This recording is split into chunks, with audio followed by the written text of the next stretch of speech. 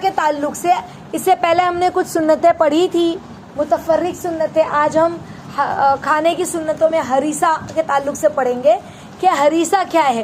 دیکھو ہریسہ جو ہے نا یہ اللہ کے نبی صلی اللہ علیہ وسلم کو بہت پسند تھا. اور یہ ہے کیا تو اس کے بارے میں آتا ہے ہریسہ جو ہے یہ عرب کا کھانا تھا جو گوشت اور کٹے ہوئے گیہوں کو ملا کر بنتا تھا. یہ ہم کہہ سکتے ہیں ہم جو حلیم بناتے ہیں آج کل یہ حلیم کے مشابہ ہوتا ہے، لیکن ہماری جو حلیم بنتی ہے اس حلیم میں ہم تیل اور اپنے انڈین مسالے بہت زیادہ استعمال کرتے ہیں، دھنیا، لہسن، ادرک، مرچی، یہ سب بھر بھر کے. لیکن اس وقت جو ہریسہ بنتا تھا اس میں جیرا اور کالی مرچ وغیرہ کا استعمال ہوتا تھا، یعنی حلیم جیسا ہوتا تھا، وہ سادہ، بہت مسالے دار نہیں ہوتا تھا. اور وہ جو غذا ہے گوشت اور گیہوں کے ٹکڑے، کٹا ہوا گیہوں ہوتا ہے نا جس کو ہم جو دلیا کہتے ہیں، کیا کہتے ہیں، گیہوں کا دلیا کہتے ہیں، تو اس سے بنتا ہے یہ. اور یہ بہت لذیذ بھی ہوتا ہے اور جسم کے لیے طاقتور غذا ہے. جسم کے لیے کیا ہے، آ رہی ہے بات سمجھ میں؟ تو یہ ایک جسم کو طاقت دینے والی مقوی جسم ہے. اب انشاءاللہ ہم بھی حریص بنانے کی فکر کریں، لیکن یہ جسم کو کب طاقت دے گی اللہ کے حکم سے؟ جب اس کے اندر تیل مسالہ کم ہو یا نہ ہو اور گوشت کے ہی چربی سے وہ تیار ہو، ہے نا. اس کے علاوہ اللہ کے نبی صلی اللہ علیہ وسلم نے ہیس بھی کھایا. ہیس، ہا یا سین. ہیس جو تھا وہ ہیس عربوں کا اور آپ صلی اللہ علیہ وسلم کا مرغوب طعام تھا، بہت پسندیدہ کھانا تھا، یہ ہمارے نبی کو پسند تھا. حضرت عائشہ رضی اللہ تعالیٰ عنہا کی ایک اور روایت میں آتا ہے کہ آپ صلی اللہ علیہ وسلم کو ہیس جو ہے یہ بہت پسند تھا. اب ہیس ہوتا کیا ہے تو علامہ عینی رحمۃ اللہ علیہ نے ذکر کیا ہے کہ یہ کھجور پنیر گھی سے بنایا جاتا ہے. کبھی پنیر کی بجائے آٹا وغیرہ بھی ڈال کر بنایا جاتا ہے اور اسے ملا لیا جاتا ہے. ایسے کھانے کو ہمارے ہاں ملیدہ کہا جاتا ہے نا. روٹی کے ٹکڑے میں گھی ہے، شکر وغیرہ ہم استعمال کرتے ہیں. پہلے یہ لوگ شکر کی جگہ کیا استعمال کرتے تھے، کھجور ہے، شہد ہے، یہ ساری چیزیں استعمال کرتے تھے. تو یہ ملیدے کی جیسے ہوتا ہے نا.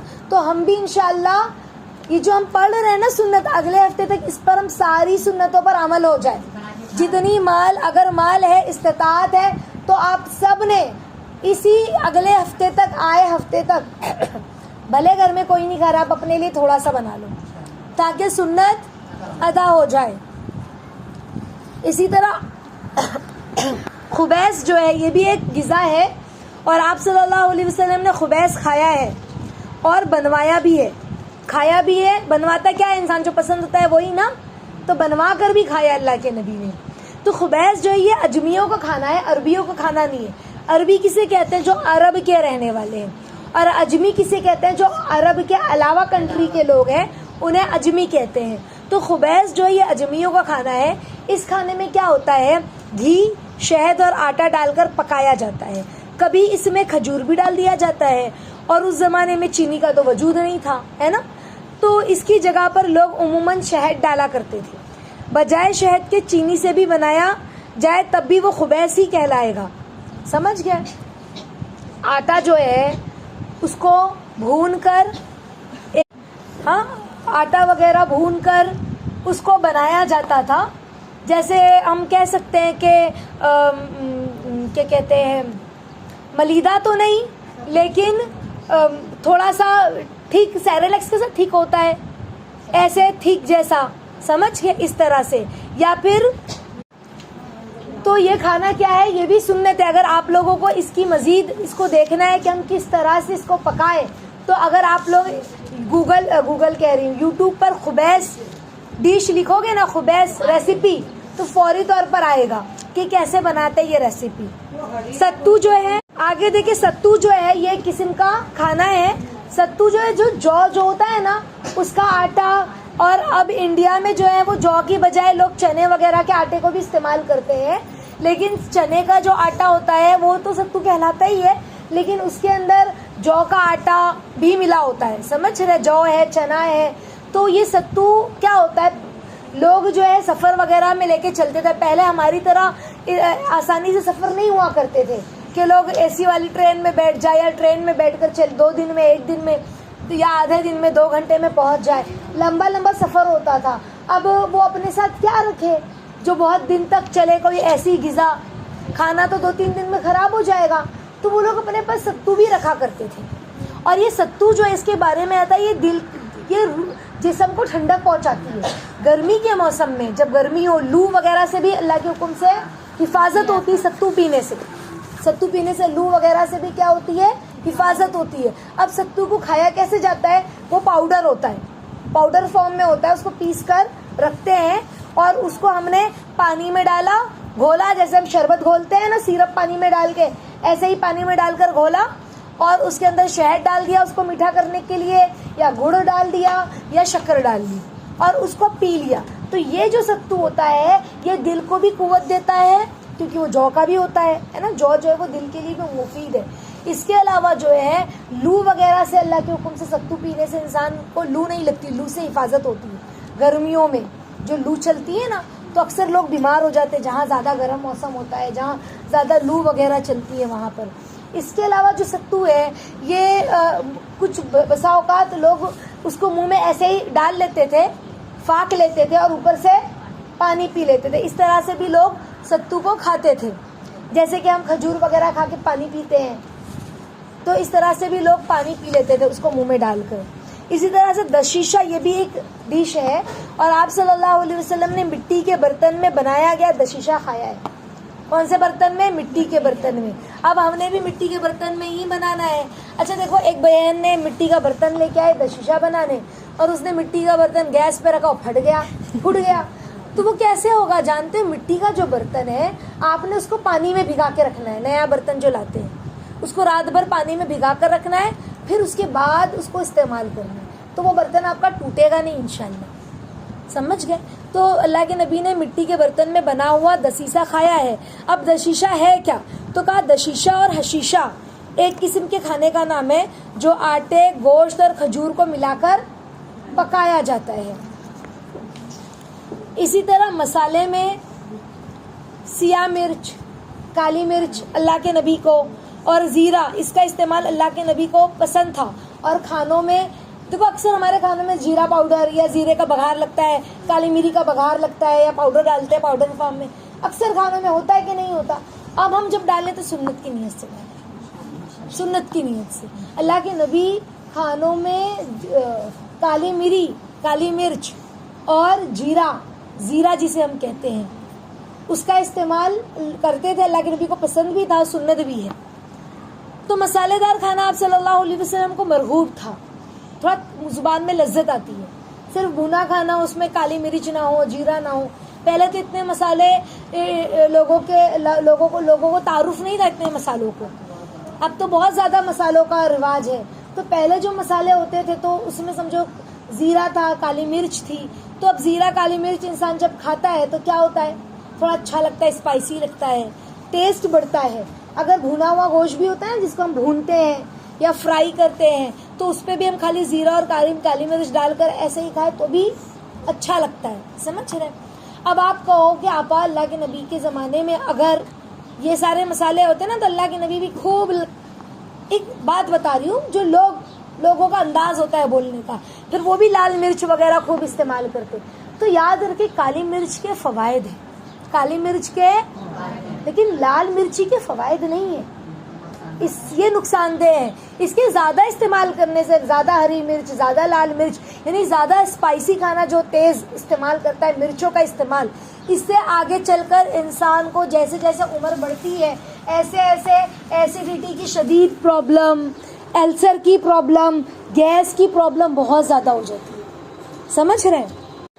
تو کالی مرچ جو ہے وہ صحت کے لیے اس اعتبار سے اچھا ہے، یہ کھانے کے لیے، ہاضمے کے لیے بھی اچھا ہے. کالی مرچ سے اللہ کے حکم سے کوئی بھی کیا کہتے ہیں السر وغیرہ کا کوئی شکایت نہیں. سمجھ رہے؟ لیکن اب جس کو السر ہو گیا ہے اب ڈاکٹر اس کو کہتا ہے بھائی مسالے نہ استعمال کرو، کیونکہ اب ہو گیا ہے نا. لیکن جو پہلے سے استعمال کر رہا ہے کالی مرچ اور نارمل مرچ استعمال نہیں کر رہا ہے تو کالی مرچ ہاضمے کے لیے بھی اچھی ہے، کف وغیرہ اس سے کٹتا ہے اللہ کے حکم سے، گیس وغیرہ سے راحت ہوتی ہے تو بہت اچھا. اسی طرح سے زیرہ، اس کے بھی یہی فائدے ہیں نا، گیس وغیرہ قبض وغیرہ کی شکایت سے کیا ہوتی ہے انسان بچا رہتا ہے. اب ظاہر سی بات ہے زیرہ وغیرہ کس میں استعمال کرتا ہے انسان؟ کالی مرچ گوشت وغیرہ میں ہی نا. اور یہ گوشت وغیرہ کیا ہے؟ بادی غذائیں ہوتی ہیں نا، تھوڑی ہیوی ہوتی ہے، انسان کو گیس وغیرہ کی شکایت ہو جائے تو یہ صحت کے لیے بہت اچھی ہے. تو کالی مرچ جو ہے کسی کو بہت زیادہ کھانسی وغیرہ ہو تو وہ مستقل صبح میں 4-5 کالی مرچ روز، 3-4 کالی مرچ صبح، 3-4 کالی مرچ شام میں کھائے اور سو جائے تو یہ فائدہ مند ہے. دیکھو کوئی بھی چیز اوور استعمال کرنا چاہے وہ کتنی اچھی کیوں نہ، صحت کے لیے نقصان دہ. اللہ اسلام نے ہمیں اعتدال سکھایا. اب اللہ کے نبی کو پسند تھی کالی مرچ تو ہم نے بجائے 10-15 دانہ ڈالنے کے پلاؤ میں ہم نے بھر کے ایک بڑا چمچہ ڈال دیا. اللہ کے نبی کو بڑی پسند تھی تو یہ کیا ہوا؟ اوور ہو گیا نا. کوئی بھی چیز اوور اچھی نہیں لگتی، نہ زیادہ کم، اعتدال. اسلام ہمیں اعتدال کا سبق دیتا ہے. پھر وہ ہر چیز میں ہو، ملاقات میں ہو، کھانے پینے میں ہو، اٹھنے بیٹھنے میں ہو، رہن سہن میں ہو، کسی بھی چیز کو اوور نہیں کرنا ہے تو وہ نقصان دہ ہے. ظاہر سی بات ہے کالی مرچ کیا گرم ہوتی ہے. اب آپ سوچو کہ بھئی بہت فائدے بتا دیے آپا نے، تو گنوا دیے اتنے فائدے، میں تو گیس سے بڑی پریشان ہوتی ہوں، لا 1 چمچ کالی مرچ ابھی چبا لوں، 1 چمچ رات میں چبا لوں. اب بتاؤ کیا ہو جائے گا؟ بجائے فائدے کے الٹا نقصان. آپ کے گھر والے آ کے میرے گلا پکڑے نا، کیا آپا کیا کر دیا میری گھر والوں کے ساتھ، سمجھ رہے؟ تو کوئی بھی چیز حد سے زیادہ اچھی نہیں لگتی. ٹھیک ہے، آگے دیکھیں. اسی طرح مسالے دار کھانا اللہ کے نبی کو مرغوب بھی تھا. اور علامہ مناوی رحمۃ اللہ علیہ نے کیا لکھا ہے؟ عمدہ کھانا اور مزید ارکنا زہد کے منافع نہیں ہے. یعنی اچھا کھانا یعنی کسی کو بہت پسند ہوتا ہے. بھائی دیکھو بہت سارے لوگ ایسے ہوتے ہیں جنہیں نا اچھا کھانا پسند ہے، مرغوب ہوتا ہے، سمجھ رہے؟ جیسے مچھلی کھانا، گوشت اچھا بھنا ہوا کھانا، اور گوشت میں بھی کوالٹی. ایسا نہیں کہ کوئی بھی گوشت کھلا دو ہم کھا لیں گے. آپ کو بھی اچھا لگنا چاہیے، بنا اچھے طریقے سے ہو، اس کا پریزنٹیشن بھی اچھا ہو. سمجھ رہے کہ ہمیں تو گوشت میں کلیجی پسند ہے، مچھلی پسند ہے، اس طرح سے سبزیاں زیادہ پسند نہیں ہیں، بس کھا لیتے ہیں. تو اب آپ کہو کہ بھئی آپا آپ تو بڑے اللہ والے بنتے ہو اور آپ کو کھانے میں تو گوشت مرغی پسند ہے، سبزیاں آپ کو پسند نہیں ہے، بس کھا لیتے ہو اللہ کر کے. تو اچھا کھانا زہد کے منافع نہیں ہے. یعنی ہم کہیں کہ عمدہ کھانا دنیا داری ہے، ایسا نہیں ہے. دنیا داری میں نہیں شامل ہے عمدہ کھانا. ہمارے پاس اللہ نے مال دیا ہے، حیثیت دی ہے، ایک اعتدال کے مطابق ہم عمدہ کھانا کھا سکتے ہیں. لیکن جیسے کہ ہم نے لاسٹ ویک پڑھا تھا کہ زیادہ روزانہ گوشت وغیرہ بھی نہیں کھانا ہے، صحت کے لیے مضر ہے، نقصان دہ ہے. چھوڑ 1 دن 2 دن آڑے، ہفتے میں 2 بار یا 3 بار کھا لیا، بس روز نہیں کھانا ہے نا. اسی طرح سرکہ. اچھا سرکہ جو ہے یہ بھی بہت قیمتی چیز ہے. بہت سارے لوگ سرکے سے، آج موبائل کا دور ہے تو لوگ سرکے کو جاننے لگے، ورنہ اکثر علاقوں میں سرکے کو لوگ نہیں پہچانتے. سمجھ رہے؟ سرکہ جو ہے یہ بہت قیمتی غذا ہے. اور اللہ کے نبی صلی اللہ علیہ وسلم فرماتے ہیں کہ سرکہ کیا ہی بہترین سالن ہے. بسا اوقات جب انسان سرکے کو کھولتا ہے تو ایک الگ سی اس کی خوشبو بہت اسٹرانگ ہوتی ہے، تو لوگوں کو لگتا ہے کہاں سے اتنی خوشبو آ رہی ہے. کسی کو پسند نہیں آتی ہے، اچانک اس کی خوشبو آتی ہے، لیکن اگر وہ کھایا جائے تو بہت ٹیسٹی، بہت لذیذ ہوتا ہے. سمجھ رہے؟ ایک روایت میں اللہ کے نبی نے فرمایا اس گھر میں فاقہ نہیں جس گھر میں سرکہ ہو. اب یہ سرکہ کون سا؟ جو ہم وائٹ وینیگر استعمال کرتے ہیں کھانوں میں، وہ نہیں ہے. جو وائٹ چائنیز وغیرہ بنانے میں ہم وینیگر استعمال کرتے ہیں، یہ وہ نہیں ہے. یہ سرکہ جو ہے یہ گنے کا ہوتا ہے، یہ سیب کا ہوتا ہے، یہ جامن کا ہوتا ہے. اس کے اندر کوئی کیمیکل نہیں ہوتا. اس سرکے کو، گنے کے جوس کو نکالتے ہیں، اس کو ایک مٹی کی مٹکے میں رکھتے ہیں, اس پہ کپڑا وغیرہ باندھ کر ایک کوٹری میں اندھیری جگہ پر اس کو کئی دن کے لیے رکھ دیتے ہیں. پھر وہ رکھ دیتے, اس کے اندر وہ اتنا اٹھ جاتا ہے کہ اس کے اندر بد ایسے ہلکے سے بیکٹیریاز وغیرہ بھر جاتے ہیں, جس کو ہم کیڑا کہیں گے, سمجھ رہے. پھر بعد میں وہ دکھتے نہیں, اچھلتے کودتے, مطلب شروع ایسے ہی ہوگا نا وہ. پھر بعد میں اس سرکے کو چھان کر اس کو پکایا جاتا ہے. پکانے کے بعد اس کے اوپر سے پوری گندگی جو میل اور جھاگ آتی ہے اس کو نکال دیا جاتا ہے. اب یہ ریڈی ہو گیا کھانے کے لیے, اور یہ بہت لذیذ ہوتا ہے. بعض لوگ اس کے اندر لہسن بھی ڈالتے ہیں, بعض لوگ اس کے اندر کھٹائی وغیرہ ڈالتے ہیں, اکھی لال مرچی ڈال کر اس کو بھون کر تل کر اس میں ڈالتے ہیں بگھار لگا کے, تو بھی بہت ٹیسٹی. روٹی وغیرہ کے ساتھ, موٹی روٹی جو بنتی ہے گھروں میں, اس کے ساتھ بہت ٹیسٹی لگتا ہے. تو اللہ کے نبی کو بھی یہ بہت پسند تھا, اور اللہ کے نبی نے کیا فرمایا, جس گھر میں سرکہ ہوگا اس گھر میں فاقہ نہیں آ سکتا. جس گھر میں سرکہ ہوگا اس گھر میں فاقہ نہیں ہوگا. آپ صلی اللہ علیہ وسلم نے کیا فرمایا, سرکہ ہم سے پہلے نبیوں کا سالن رہا ہے. کس کا سالن؟ نبیوں کا. اب یہ سرکہ ایک ایسی چیز ہے, اس کے اندر اللہ نے جو ہے نا کیا کہتے ہیں, طاقت بھی رکھی ہے کہہ سکتے ہیں. تو جتنے بھی نبی گزرے ہیں اس سے پہلے, اللہ کے نبی نے فرمایا پچھلے نبیوں کا سالن رہا ہے. اچھا, سرکہ ایک ایسی غذا ہے, ایک بات سمجھے, اگر یہ گھر میں ہمارے رکھا ہے بوٹل میں, سالوں سال یہ خراب نہیں ہوگا, سالوں سال یہ خراب نہیں ہوگا. اب انسان کے پاس سرکہ پڑا ہے, گھر میں کھانے کو کچھ نہیں ہے, روٹی کا ایک ٹکڑا ہے, سرکے کو ہی لگا کے کھا لیا. سمجھ رہے, سرکہ ایک ایسی غذا ہے جو انسان سفر میں بھی لے کے چلا جائے روٹی کے ساتھ کھانے, سوکھی روٹی کے ساتھ کھانے کے لیے. سمجھ رہے. مجھے یاد آیا, میں نے جب تاریخ کو پڑھا تھا تو تاریخ میں جب محمد بن قاسم سندھ آئے تھے, تھوڑا تھوڑا مجھے وہ یاد آ رہا ہے, تو سندھ جب آئے تھے تو یہاں پر بھوکے رہے ساتھی, تو اسی لیے ان لوگوں نے روئی کے اندر سرکے کو ڈبویا, کپاس میں سرکے کو ڈبویا اور روئی کو سکھایا ڈبو کر. پھر اس کے بعد اس روئی کو انہوں نے کیری کیا سفر میں لانے کے لیے. جب ان کو بھوک لگتی تو اس روئی کے ٹکڑے کو وہ توڑتے, اس کو پانی میں بھگوتے, تو پھر اس کا پورا فلیور اس میں آ جاتا تھا, اور پھر وہ اس کو کھاتے تھے, پیتے تھے, جو بھی کرتے تھے. یعنی میں نے اس طرح سے, مجھے یاد آ رہا ہے تاریخ کو جب میں نے پڑھا تھا تو اس میں یہ بات تھی. تو انہوں نے عرب سے, وہ تو عربی تھے نا, طائف کے تھے, کون؟ محمد بن قاسم. تو انہوں نے وہاں سے ان کو, ان کے جو لشکر ہے, لشکر والوں کو کپاس میں سرکہ ڈبو کر اس کو سکھا کر وہ لوگ لائے تھے. بہرحال تو سرکہ جو ہے یہ بہت ضروری, مطلب بہت اچھی چیز ہے, صحت کے لیے بھی اچھی ہے. اس کو روٹی کے ساتھ کھایا جائے. میری والدہ کہتی ہیں کہ سرکے کو چاول کے ساتھ نہ کھایا کرو, چاول کے ساتھ سرکہ ہضم نہیں ہوتا, یا پھر نقصان کرتا ہے, یا پھر وہ پیٹ میں چاول تمہارے کھڑا ہو جائے گا جا کے, ایسا کہتے ہیں. یعنی بڑے بوڑھے شاید کہتے ہوں گے, یعنی چاول کے ساتھ اگر ہم سرکہ کھاتے ہیں تو شاید وہ ڈائجسٹ نہیں ہوتا ہوگا, کچھ ہوگا پرابلم, اس لیے بڑے بوڑھے چاول کے ساتھ سرکہ کھانے منع کرتے ہیں, اور روٹی سے ہی سرکہ کھانے کے لیے کہتے ہیں. جیسے بعض لوگ دال چاول اور سرکہ لگا کر کھائے تو بھی ٹیسٹ لگتا ہے نا, دال میں جب سرکہ مل جائے. تو کہا کہ سرکے کو چاول کے ساتھ نہیں کھانا چاہیے. بہرحال تو سرکے کے تعلق سے ہم لوگوں نے پڑھ لیا. آگے دیکھیں سرید.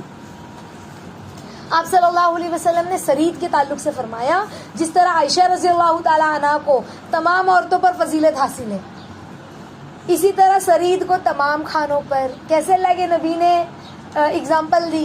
عائشہ کی فضیلت کتنی تھی رضی اللہ تعالیٰ عنہ کی. عائشہ وہ خاتون ہے جن کے بستر پر وحی نازل ہوئی. عائشہ وہ خاتون ہے جن کا چہرہ اللہ کے نبی کو اللہ نے دکھایا کہ ان سے تمہیں نکاح کرنا ہے نا. عائشہ وہ خاتون ہے جو کنواری تھی جب اللہ کے نبی کی ان سے شادی ہوئی, تو وہ کنواری تھی, جن کے بستر پر وحی نازل ہوئی جب وہ اللہ کے نبی کے ساتھ تھی. تو عائشہ رضی اللہ تعالیٰ عنہ کی بڑی فضیلت. اللہ کے نبی ساری بیویوں کے حقوق برابر سرابر ادا کرتے تھے, لیکن اماں عائشہ سے ایک دل ہوتا ہے, دل پہ کسی کا قابو ہے, دل پر قابو نہیں. دیکھو ایک ماں ہوتی ہے نا, تو ماں اپنے سارے بچوں کو پیار کرتی ہے. سارے بچوں کو جب حصہ لگانے کی باری آتی ہے نا, تو سارے بچوں کو برابر دو چاکلیٹ دیتی ہے. لیکن جو چھوٹا بچہ ہوتا ہے وہ زیادہ لاڈلا ہوتا ہے, تو اس کو کیا کرتی ہے, اس کو اپنے پاس چمٹاتی ہے اور کہتی ہے لے میرے اس میں سے بھی تجھے ایک بائٹ دیتی ہوں. سمجھ رہی ہے بات؟ تو یہ دل پر کسی کا قابو نہیں ہے. یا جو چھوٹا بچہ ہوتا ہے اس کو زیادہ پیار کرتی، جب سارے بچے سو جائے تو جو ست فرما بردار بچہ ہوتا ہے، جو ماں کا بہت کیئر کرتا ہے، بہت خیال کرتا ہے، جب اس کے پاس آتی ہے تو اس کے سر پہ ہاتھ پھیرتی ہے، اس کے پیشانی پہ بوسہ لیتی ہے، یہ میرا بچہ تو سب میں جدا ہے نا.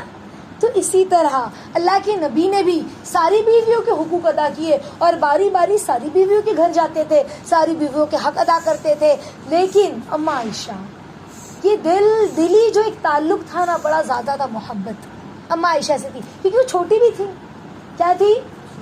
تو چھوٹی تھی. تو انسان جو چھوٹا ہوتا ہے اس سے تھوڑا مذاق مستی کرتا ہے، اسے تھوڑا چھیڑتا ہے، بات کرتا ہے. چھوٹوں کو ہی تو ہم ستاتے ہیں نا. اب ستانا یہ ایک لینگویج میں نے استعمال کی، ستانے سے مراد دل لگی کرنا، سمجھ رہے ہیں؟ تو اماں عائشہ سے ایک دلی تعلق تھا. تو اللہ کے نبی نے اس طرح سمجھایا کہ جس طرح اماں عائشہ کو تمام عورتوں پر فضیلت ہے نا، اسی طرح سرید کو تمام کھانوں پر فضیلت ہے. اب سرید ہوتا کیا ہے؟ تمام کھانوں میں اللہ کے نبی کو سب سے زیادہ آپ کو محبوب ترین کھانا سرید تھا. سرید جو ہے وہ گوشت کے شوربے میں روٹی کو بھگوئے ہوئے ٹکڑے کو کہا جاتا ہے. گوشت کا سالن بناتے ہیں، جب سالن پک جاتا ہے تو روٹی کے ٹکڑوں کو توڑ کر اس سالن میں ڈال دیتے ہیں، گرم گرم سالن میں، سمجھ رہے ہیں؟ اور اس میں ڈال کر تھوڑا سا پکایا جاتا ہے، یوں ہی چھوڑ دیا جاتا ہے نا. تو سرید کے ٹکڑے پیٹ کے لیے پھر فائدے مند ہوتے ہیں. کیسے؟ وہ روٹی کیا ہوئی؟ نرم ہو گئی، سمجھ گئے؟ اس کے اندر پورا جوس آ گیا گوشت کا، شوربے کا، اور وہ جوس ہمارے پیٹ میں آرام سے ہضم ہو گیا. ہضمے کے لیے بھی اچھا ہے وہ، ہے نا. اب ہمارے یہاں جو روٹی ڈالی جائے تو اس کے اندر شوربے سے زیادہ کیا چوسے گا؟ تیل. ہاں تیل. اللہ تعالیٰ ہم لوگوں کو صحیح طریقے سے زندگی گزارنے کی توفیق عطا فرمائے. اس زمانے میں لوگ چربی استعمال کرتے تھے تو یہ ان کے لیے فائدے مند تھی. جیسے کہ اس سے پہلے والے ہفتے میں بھی میں نے آپ لوگوں کو بتایا، جو گوشت اسی گوشت کی چربی میں بنتا ہے، جو گوشت اسی گوشت کی چربی میں بنتا ہے، وہ گوشت جب آپ کھاؤ گے آپ کو ایسیڈیٹی نہیں ہوگی، آپ کو گیس کی پرابلم نہیں ہوگی، سمجھ رہے ہیں. لیکن جو گوشت ہم تیل میں بناتے ہیں لذت کے لیے، کہ بھئی لذت بڑھے، لذت بڑھے گی تب تو زبان کھائے گی نا، تری دکھے گی تب تو آنکھ کو اچھا لگے گا، جب آنکھ کو اچھا لگے گا تب تو پیٹ میں جائے گا، سمجھ رہے ہیں. تو آج جو تری ہمارے گوشت کے اوپر ہوتی ہے وہ تری کیا ہوتی ہے؟ تیل کی. اور یہ تیل ہارٹ کے لیے بہت نقصان دہ ہے. آگے دیکھیں پنیر. آپ صلی اللہ علیہ وسلم نے پنیر کے ٹکڑے کھائے ہیں. تو پنیر کھانا بھی سنت. ہمارے یہاں تو کب سے پنیر بن رہی ہے، ہم نے کتنی بار سنت کی نیت کی. ہاں تو پنیر کسی کے یہاں پالک پنیر بنتی ہے، مٹر پنیر بنتی ہے نا. تو پنیر کھانا کیا ہے؟ سنت ہے. تو انشاءاللہ ہم بھی پنیر جب کھائیں تو سنت کی نیت کرنی ہے، ٹھیک ہے انشاءاللہ. آپ صلی اللہ علیہ وسلم کے پاس پنیر کا ٹکڑا لایا گیا، ہدیہ نہیں، اور کہہ دیا گیا یہ مجوسی کا بنایا ہوا ہے. یعنی کسی مجوسی آگ کو پوجنے والا، اس نے یہ بنایا ہے. آج ہم جس ملک میں رہتے ہیں اکثر جو ہے دودھ وغیرہ کی دکان کس کی ہوتی ہے؟ نان مسلموں کی ہوتی ہے نا. یادو وغیرہ کی نان مسلم کی اکثر دودھ کی دکان ہوتی ہے. تو پنیر کون بناتے ہیں؟ اکثر وہی لوگ بناتے ہیں نا، غیر مسلم بناتے ہیں. تو اسی طرح یہ مجوسی کا بنایا ہوا ہے. کسی نے ہمارے نبی کے پاس پنیر کا ٹکڑا لایا اور کہا یہ مجوسی نے بنایا ہے. تو آپ صلی اللہ علیہ وسلم نے کیا فرمایا؟ بسم اللہ پڑھو اور کھاؤ. کوئی بات نہیں، بنانے میں تھوڑی کوئی ایشو ہے، خرید کے ہی لایا ہے نا. بسم اللہ پڑھو اور کھاؤ. اگر فری میں بھی ہدیہ دے دیا دوستی میں تو بھی بسم اللہ پڑھو اور کھاؤ. بس اس کے اندر کوئی ناپاکی نجس چیزیں نہ ہو، سامنے والے کا مال حرام نہ ہو، سود کا، انٹرسٹ کا. غیر مسلم بھی ہے، کوئی کسی کا دوست ہوتا ہے، کسی کے پڑوسی ہوتے ہیں، محبت میں جو ہے، معاف کرنا، محبت میں جو ہے وہ پنیر وغیرہ دودھ کی شاپ ہے ان کی، تو انہوں نے ہمیں پنیر ہدیے میں دے دیا. تو ہم کیا کہیں؟ پیسے سے نہیں لیے تو پھر ہم نہیں کھائیں گے؟ ایسے نہیں کھا سکتے ہیں. شرط کیا ہے؟ اس پہ کوئی ناپاکی نہ ہو. اب آپ بولو ناپاکی نہیں، کوئی ان کا گائے موتر وغیرہ چھڑکا نہ ہو. وہ لوگ کبھی کبھی اس کو وہ لوگ پوتر مانتے ہیں نا، وہ لوگ مانتے ہیں. تو اگر ہم کو یہ یقین ہے کہ بھئی یہ کہیں کا پوجا وغیرہ کا نہیں ہے، ڈائریکٹ انہوں نے بنا کے، وہ لوگ ہمیشہ نہیں کرتے، وہ لوگ یہ سب کب کرتے ہیں؟ جب وہ لوگ پوجا وغیرہ کرتے ہیں تب کرتے ہیں نا. تو اگر اس طرح سے ہے تو پھر ہم نہ کھائیں، لیکن اگر اس طرح سے نہیں، پاکیزہ ہے، تو ہم بسم اللہ بول کر ان کے ہاتھ کی بھی پنیر کھا سکتے ہیں، چاہے ہدیے میں ہو چاہے خریدی ہوئی ہو. تو پتہ کیا چلا، غیر مسلم کے ہاتھ کی پکی ہوئی چیز کھا سکتے ہیں، اس میں کوئی حرج نہیں ہے، تا وقتیہ ناپاکی، بے احتیاطی، خلاف شرعی علم کا یا مشاہدہ نہ ہو، ہے نا، علم یا مشاہدہ نہ ہو. اس کے علاوہ بکری کے تعلق سے اللہ کے نبی نے کیا فرمایا؟ بکری کا دودھ باعث برکت ہے. اور آپ صلی اللہ علیہ وسلم نے کیا فرمایا؟ بکری کا گھر میں ہونا برکت ہے. جس گھر میں بکری ہو اس گھر میں برکت ہے. تو اب تو ہم شہروں میں ہوتے ہیں، شہروں میں بکری تو پال نہیں سکتے، اگر ہم نے پالا تو ہمارے گھر والے پریشان، ہمارے گھر والے چلو نہیں بھی پریشان ہیں، تو جو ہمارے گھر میں آئے تو اتنی اسمیل آئے بکری کی، ہم کو تو رہنے کی عادت ہو گئی، تو ہمیں تو سمجھ میں نہیں آ رہا ہے ہمارے گھر میں بکری کی اسمیل آ رہی ہے کہ بلی کی اسمیل آ رہی ہے. بعض گھروں میں بلی بھی پالتے ہیں نا، تو بہت اسمیل آتی ہے، تو جو بیچارہ آتا ہے وہ پریشان ہو جاتا ہے. بھلے ہم اس کی صاف صفائی کا خیال رکھ رہے، لیکن تب بھی اسمیل وہ رہ جاتی ہے، تب بھی اسمیل رہ جاتی. جانور تو جانور ہوتے ہیں نا. تو کہا کہ بکری پالنا سنت ہے، بکری پالنا سنت ہے. ایک روایت میں آتا ہے جو بکری پالتا ہے نا اس کے اندر عاجزی ہوتی ہے، اور جو اونٹ چرانے والا ہوتا ہے نا اس کے اندر تھوڑی سی اکڑ ہوتی. کیوں؟ اونٹ بڑا جانور ہے نا، عمدہ ہے، میرے پاس تو اونٹ ہے، میں تو اونٹ چراتا ہوں، اور یہ بکری ہے. بکری جس کے پاس ہوتی ہے اس کے پاس مسکینیت ہوتی ہے، مسکینیت یعنی غریبی نہیں، عاجزی، سمجھ ہے. اور بکری کے دودھ میں بہت شفا ہے. اور کیوں؟ بکری کا دودھ ہے نا پینے میں بھی ہلکا ہوتا ہے، جلدی ہضم ہو جاتا ہے، کیلسٹرول وغیرہ نہیں ہوتا اس کے اندر. بکری کے دودھ میں کیلسٹرول وغیرہ نہیں ہوتا ہے. اس کے علاوہ کسی کو کمر وغیرہ کی بہت تکلیف ہے تو ایسے لوگوں کے لیے بکری کا دودھ بہت شفا ہے. بہت ساری بیماریوں میں اللہ کے حکم سے بکری کا دودھ بہت شفا کا حامل ہے. تو بکری کا دودھ سنت ہے، اللہ کے نبی نے پیا ہے، تو ہم بھی بکری کا دودھ پئیں. اگر اب ہم یہاں شہر میں نہیں پی سکتے تو کبھی کہیں گاؤں وغیرہ میں جانے کا موقع ملے، یا ہمارا گاؤں ایسی جگہ ہے ہی نہیں جہاں بکری وغیرہ ہو. بعض لوگوں کے گاؤں بھی اچھے سیٹ ہوتے ہیں، وہاں جانور وغیرہ نہیں ہوتے، تو ہم کوئی کہیں ایسا تلاش کریں کہ کہیں ہمیں ایک بار ہی بکری کا دودھ مل جائے تاکہ ہم پیئیں، سنت ادا ہو جائے. سمجھ رہی ہے نا بات؟